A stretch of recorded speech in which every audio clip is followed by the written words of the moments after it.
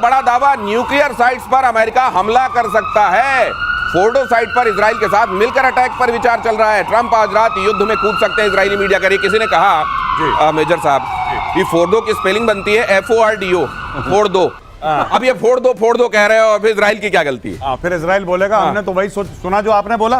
ये B-52 इनके bombers हैं, डीगो गार्सिया में 6 के 6 पड़े हुए, 6 के 6, और उसमें वो GBU-57 उन्हीं में लोड रहता है। वो 2-4-1 में डाल के 6 के 6 उड़े। अच्छा, उनका जो रेडियस है पूरा फ्लाइंग का, यानी कि जितने वो जाके वापस आ सकते हैं, वो 11-12 हजार किलोमीटर अपना ट्रैवल कर सकते हैं विदाउट रिफ्यूलिंग।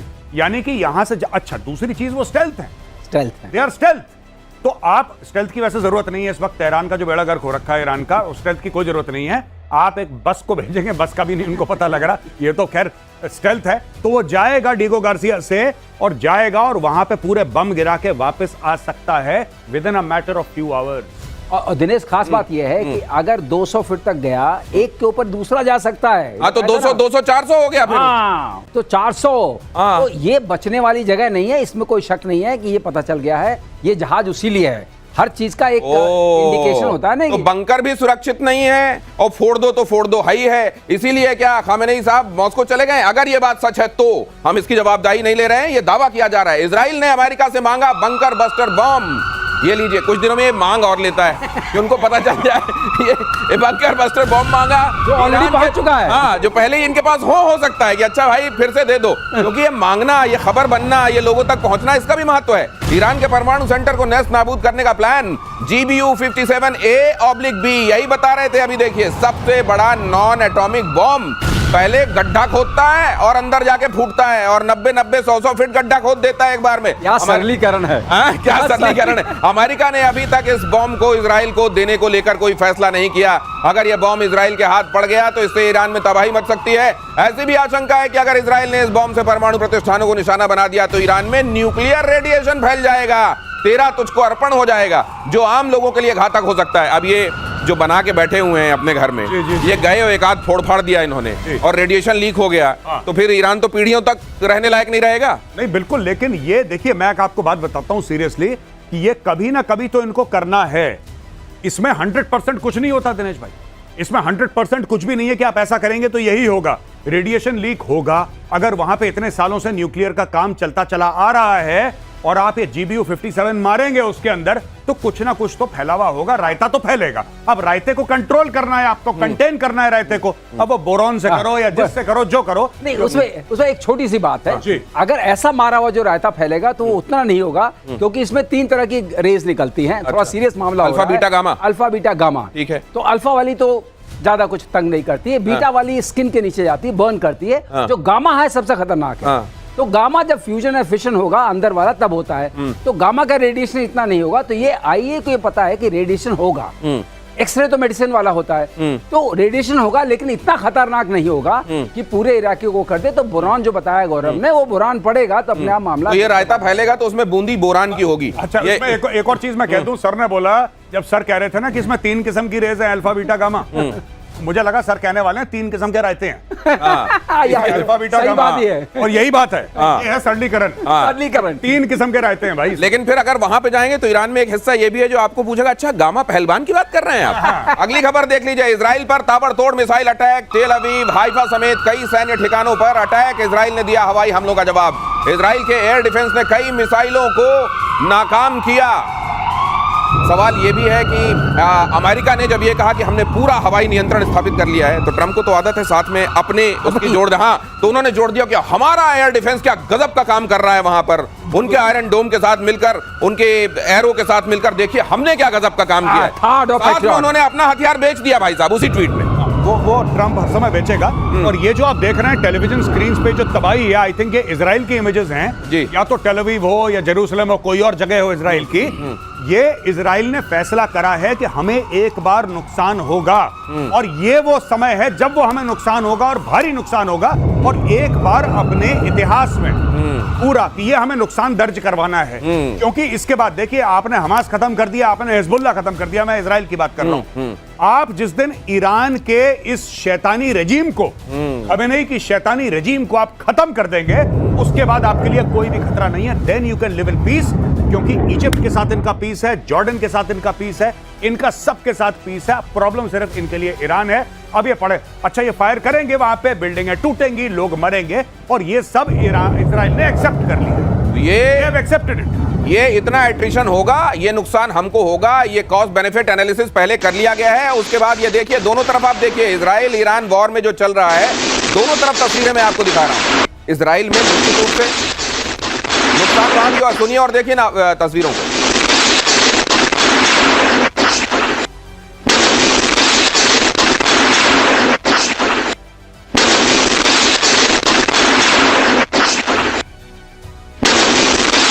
पूरा ये आप देख रहे हैं, ड्राइंग का कम ये डाइनिंग लग रहा है मुझको, और यहाँ देख रहे हैं आप फ्रिज विज सब वहां पर। तो ऐसा नहीं है, फतेह 1 जैसी जो मिसाइलें छोड़ी जा रही हैं, हम लोगों ने पहले भी कहा था कि फतेह 1 और इमाद और जो खीबर शिकान, शिकान आपने बोल के समझाया था, शिकान, वो तीनों हाइपरसोनिक मिसाइल हैं, और वो तीनों पेनिट्रेट कर सकते। और इसमें भी सर ये पहले ये कर रहे हैं कि पहले छोटी मिसाइलें और ड्रोन भेजते हैं, एंगेज करते हैं डिफेंस सिस्टम को, और उसके बाद इनको भेज देते हैं। हाँ, लेकिन एयर डिफेंस सिस्टम जो बैलिस्टिक वाला जो होता है वो इनको एंगेज करता है, उतना कंफ्यूज नहीं होगा। अच्छा। लेकिन ये मिसाइल्स उसमें से खीबर शिकान पेनिट्रेट कर सकती है, जिसको ये हज कैसम भी बोलते हैं। अच्छा। दूसरी बात यह है, लेकिन जो आप कह रहे थे ना कि कुछ तो देना पड़ेगा, कुछ तो देना ब्लड कॉस्ट, कोई कंट्री अपने ब्लड कॉस्ट को, जो खून का जो कहते हैं ना, खून देना पड़ेगा आजादी के लिए।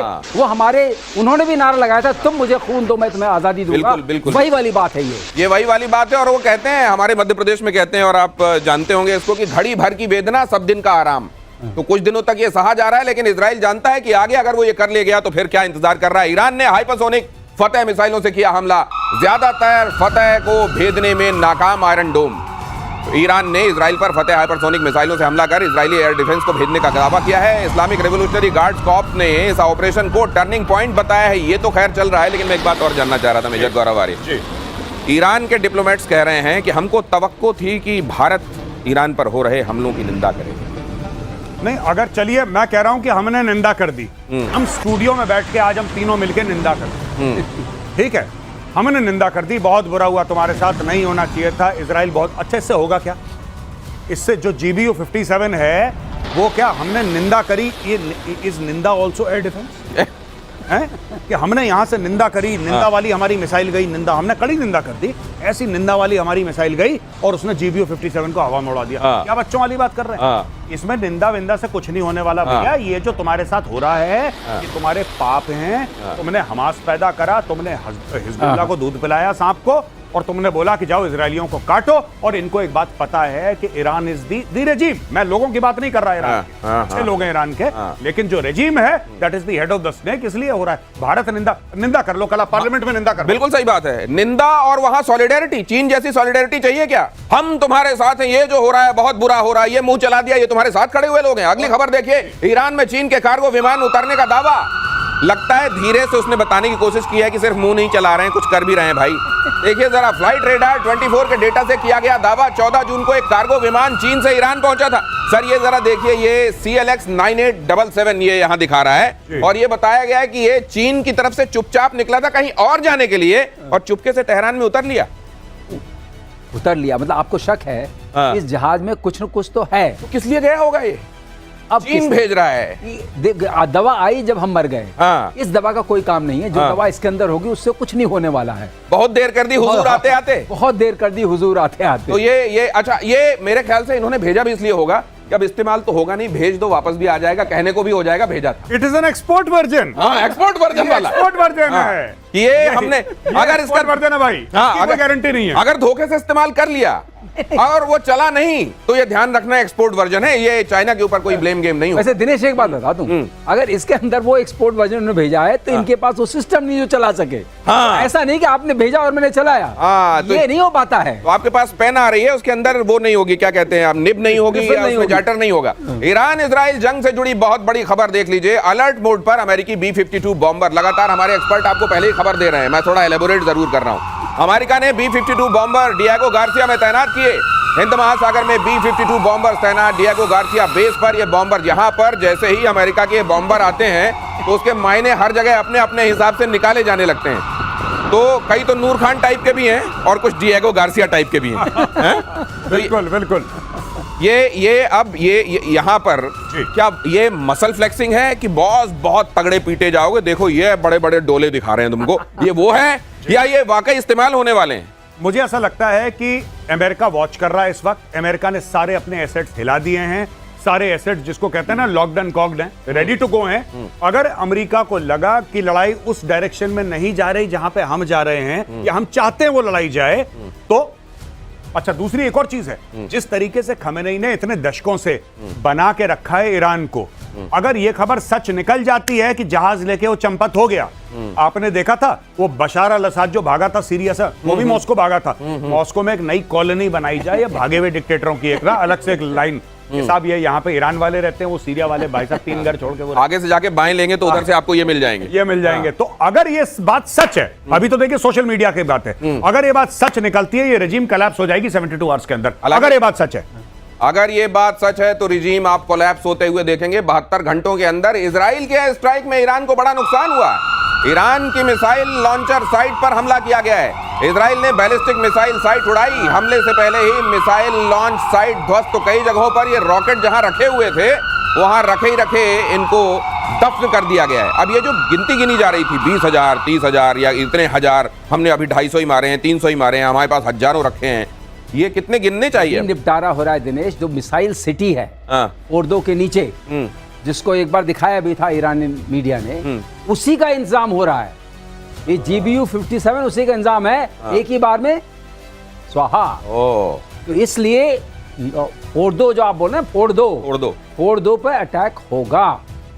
ये और ये आप जीबीयू से होता हुआ देख रहे हैं। अच्छा जीबीयू सर किसी और के जरिए वही लेके उड़ेंगे? B-52 स्पिरिट स्टेल्थ बॉम्बर, अच्छा वही लेके उड़ सकता है। और जब वो उड़ेगा किसी को पता नहीं चलेगा। जब मारेगा, मारने के बाद होते नहीं चोट लग गई जोर से, तब पता चलेगा। पता नहीं कौन रहेगा पता करने के लिए। फिर तो सर ये जीबीयू है ना, वो गॉड ब्लेस यू ही हो जाएगा। God bless. एक छोटी सी बात 30 सेकंड में बोल दूं।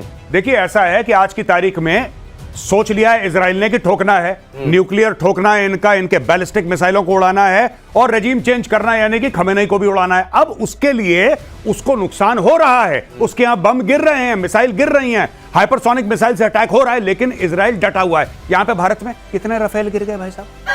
कितने राफेल गिर गए? ये कोई आईपीएल की बैटिंग हो रही है कि कितने आउट हो गए? भाई आपको ये देखना है कि मैच कौन जीत रहा है।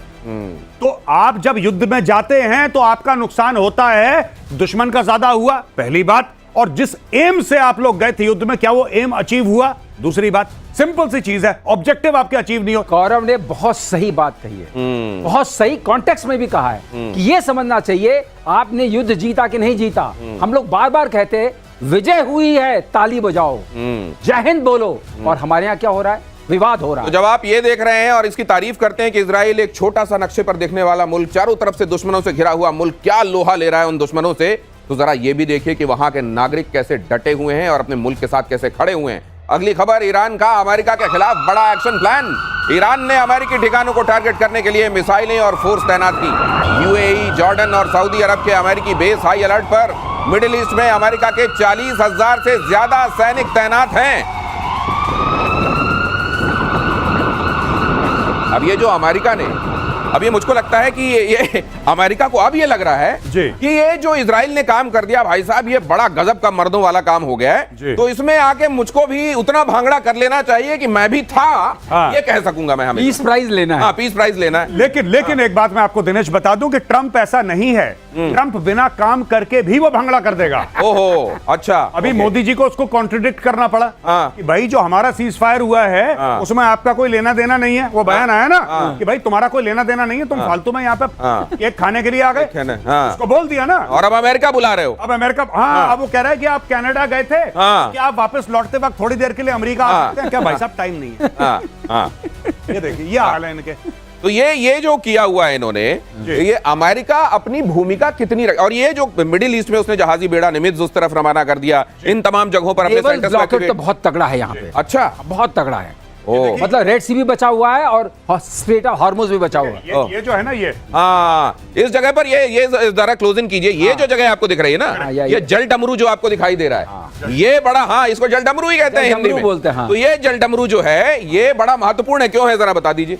ये देखिए साहब, ऐसा है कि यहाँ पे जितने भी देश हैं ये ऑयल प्रोड्यूसिंग कंट्रीज हैं। ये सारी के सारे तेल यहाँ पे आप देख लीजिए, यूएई देख लीजिए, कतर देख लीजिए, बहरीन देख लीजिए, ये ऊपर वाला ये सऊदी अरब है, ठीक है जी, ये यमन है, राइट। तो यहाँ से ये ओमान रहा नीचे वाला, जी जी जी बिल्कुल, ये यमन, ये ओमान, ये इधर कतर, ये कतर यहाँ पर, ये सऊदी अरब। और दूसरी चीज, यहाँ पे बेसिस बड़े सारे हैं, हाँ, मिलिट्री बेसिस बड़े सारे हैं। मतलब ये समझ लीजिए कि ये पूरा तेल का जो भंडार है, भंडार। अब जो भी जाएगा चीन के लिए यहाँ से जाएगा, जो भी जाएगा भारत के लिए, और चाइना और इंडिया ही दो बड़े देश हैं क्योंकि ऑयल कंज्यूमर है वर्ल्ड के मैक्सिमम। तो आपने जब ये बंद कर दिया, अब ईरान ये क्यों बंद कर रहा है भाई? ना चाइना की लड़ाई, ना इंडिया की लड़ाई, ना इन देशों की लड़ाई तो इससे इजराइल से या फिर अमेरिका से है। आप ये चाहता है कि इतना प्रेशर बन जाए कि लोग इजराइल के ऊपर चढ़ दौड़े। तो हाँ, ये देखिए, इतना प्रेशर, जहां पर भी ऊर्जा सुरक्षा महसूस होगी, लगेगा यार हमारी एनर्जी, हमारे यहाँ डेवलपमेंट पर फर्क पड़ेगा, इससे हमारी इकोनॉमी ठप होगी,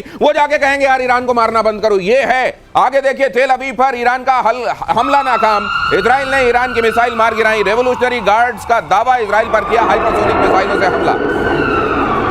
ये देख लीजिए जरा तस्वीरों को, अगली खबर भी देख लीजिए, इजराइल ईरान युद्ध के बीच एक बहुत बड़ी खबर देख लीजिए, मुनीर और ट्रंप की कुछ देर में मुलाकात।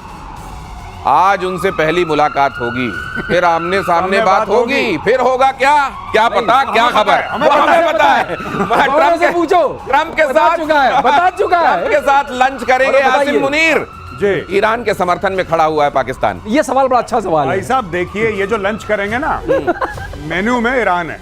पहले मैं आपको ये बता दूं, जो परोसा जाएगा वो ईरान है।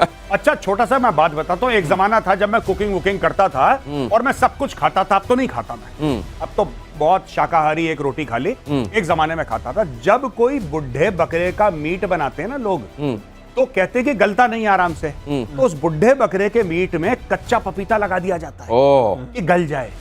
ये मुनीर पे कच्चा पपीता लगा रहा है ट्रंप, ये इस पे लगा रहा है कच्चा पपीता कि ये गल जाए। इसको गलाया जा रहा है उसी धोखेबाजी के लिए इसको दम पे लगाया जाएगा कि तुम, ये जो है ना, हम लोग मैप पे दिखाते हैं कि ये ब्लॉक कर दिया, ये ब्लॉक कर दिया।